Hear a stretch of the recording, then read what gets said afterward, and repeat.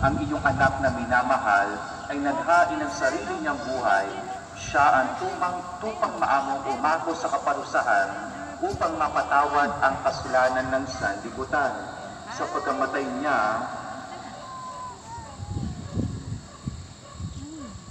sa banal na krus, ang kamatayan namin ay kanyang nilupi.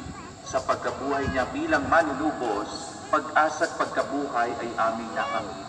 Kaya kaisa na maanghel na nagsisiawit ng papuri sa iyo nang walang humpay sa kalangitan, kami nagbubuli sa iyong pagkakilaan.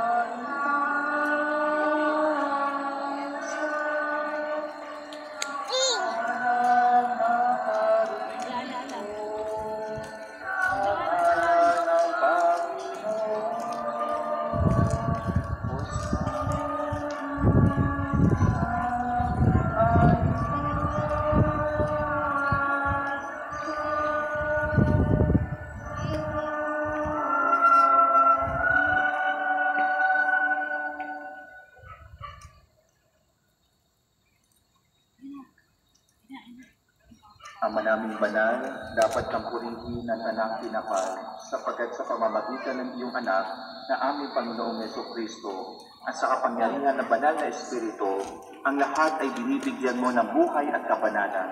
Walang sawa mong tinitipon ang iyong sambayanan, upang mula sa pagsikat hanggang sa paglubog ng araw, maihandog ang malinis na alay para sambahin ang iyong ngalan. Ama, isinasamo namin pakapanalin mo sa kapangyarihan ng banal na Espiritu ang mga kaloob na ito na aming inilalaan sa iyo. Ito naway maging katawan at dugo ng iyong anak at ng aming Panginoong Jesucristo na nagutos ipagdiwang ang misteryong ito. Noong gabing ipinagkanulo siya, hinawakan niya ang tinapay, pinasalamatan kanya, pinaghati-hati niya iyon, iniabot sa kanyang mga alagad at sinabi, "Tanggapin ninyong lahat ito at kanin. Ito ang aking katawan na ihahandog para sa inyo."